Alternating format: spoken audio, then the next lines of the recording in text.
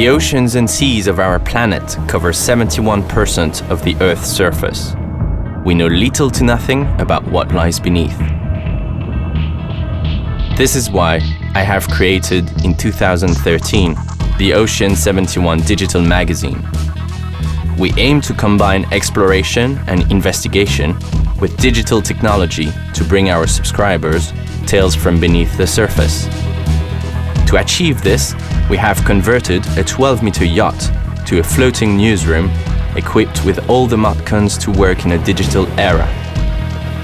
OCEAN71 is made up of a team of journalists, sailors, divers and specialists. Our mission is to go where few have gone before and to return with unique images and information.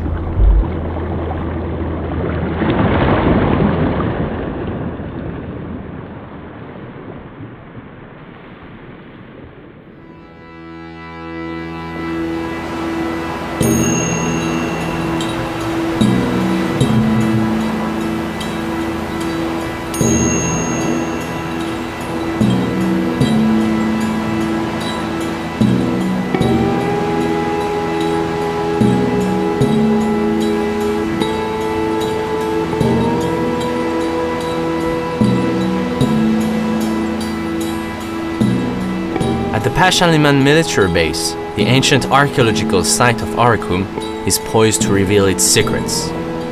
Every stone whispers of history. You can almost hear the townsfolk and the soldiers' footsteps on the cobbles. The OCEAN71 team has followed progress in Albania since the very beginning of the Orikum archaeological dig to fully understand the role that this ancient place played in history. It was, after all, occupied by Julius Caesar himself.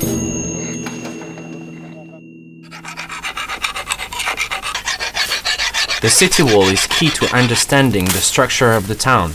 Time has come for the Orikum archaeologists to identify where the wall once lay, based on discoveries during previous excavations.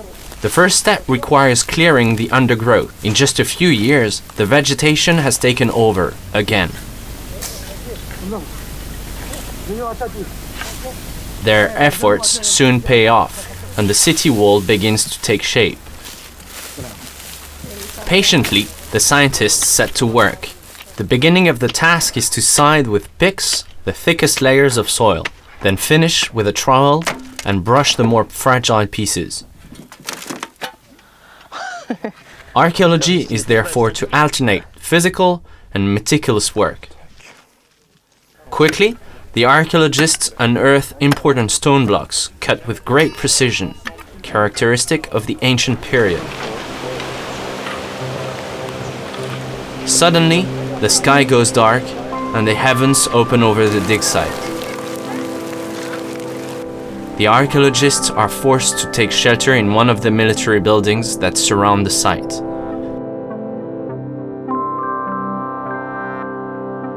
If the downpour continues, they are at risk of losing days of work in the floodwater. Far from being disheartened, the scientists return to the hotel to clean and register the ceramic remains they unearthed. Every item is sorted, analyzed, and indexed according to very precise criteria. Once we have cleaned the pottery, we dry it and sort it into categories. The categories are based on the quality of the clay. There is common pottery, which has lots of little flaws.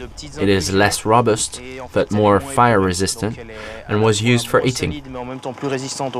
Then there is communal pottery, which is of better quality and was used for jugs and jars, for water or wine. And finally, there is the fine pottery, which is the most interesting from a dating point of view, as it is glazed, often with a black glaze. So the categorizing is quite broad. We also put the amphorae in their own category, as they had a specific use. Once this stage is completed, we look for elements that can be dated and then compare them to finds from other sites. At Orikum, we're just beginning the process of discovery, so we don't know the pottery very well yet, but by going through this sorting process, we're able to draw parallels with other sites. A labor-intensive, but critical step towards establishing when the pottery was made that helps with reconstructing history.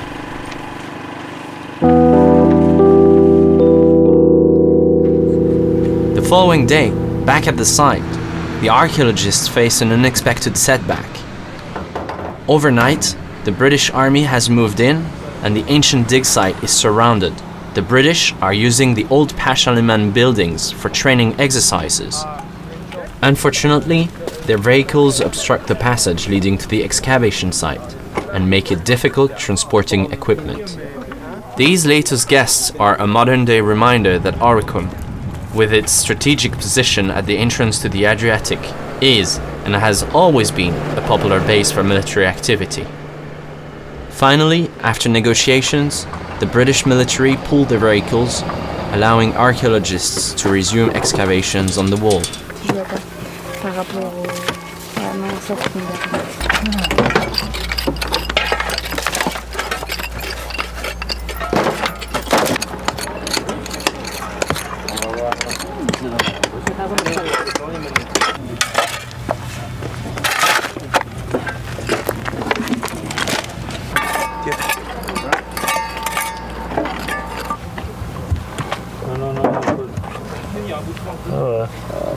Okay.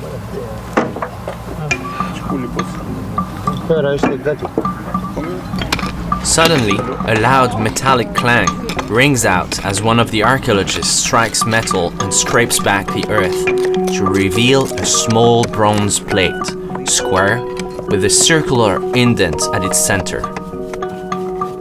The archaeologists are quick to realize their latest discovery is an absolute treasure. It is the center plate for a vertical pivot wooden door. Donc actuellement, on a une vision We have an excellent view of this sector right now, and some of our theories have been confirmed, in particular the gate.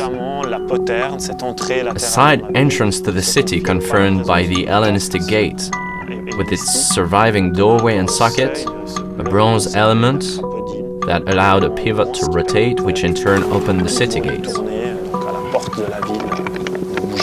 It is rare to find something like this in such good condition. It is very well preserved. Often metal was removed for reuse. In this case, the bronze plate is not only still in place, but is also very well preserved. This is an exceptional find. C'est tout à fait exceptionnel.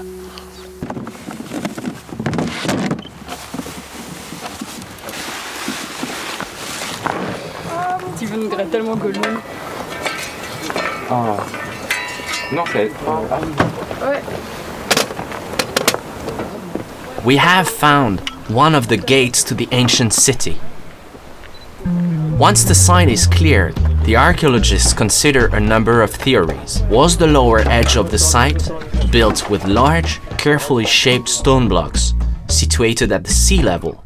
If so, could it have therefore been a dock? Or was the lower part the base of a tower that protected access to the gate? In ancient times, such a tower would have been built using a zigzag structure for better defense. By the Byzantine period, the gate no longer existed and was obstructed by a more recent wall. So here we have a clear view of a section of the fortification through several periods. We found two gates, one Hellenistic, the other Byzantine. We will study this part of town and then consider expanding our search to clear the whole city wall. According to the analysis of the ceramics, the city was occupied until about 45 BC, when Julius Caesar arrived, and was then abandoned until around 150 AD, when it was restored and reoccupied.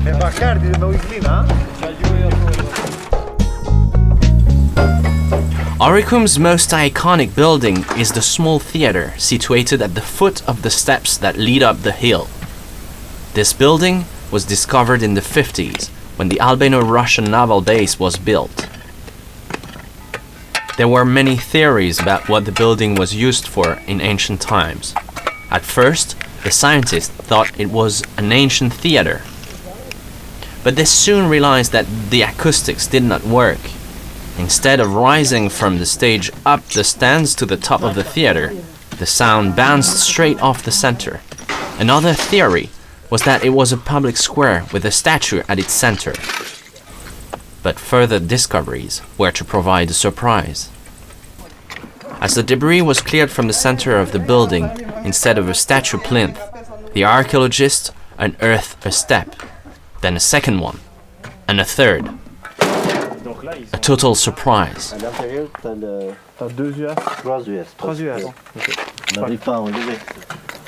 Could the building be a tomb?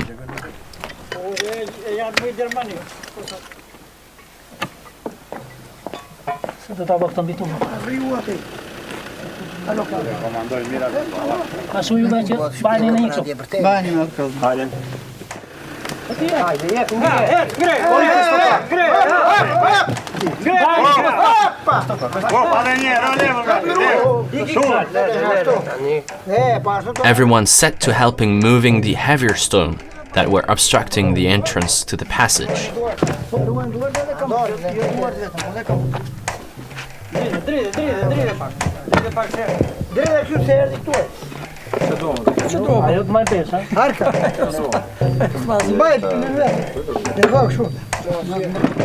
A trench is unearthed.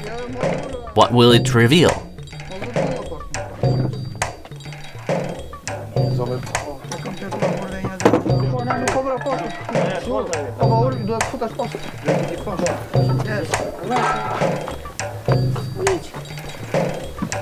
Okej, podaję się do siebie, czuna? Poczęło treści?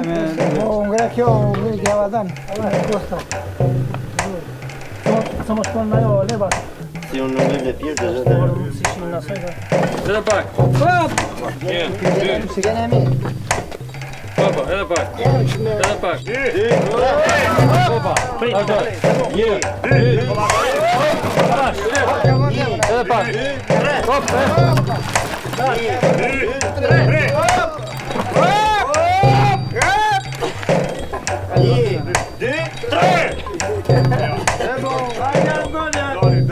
The excitement is palpable, particularly because this part of the theater is Greco-Roman.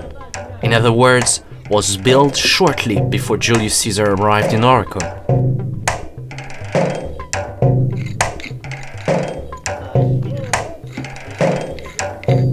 The false theater is not the only part of the site that is revealing its secrets.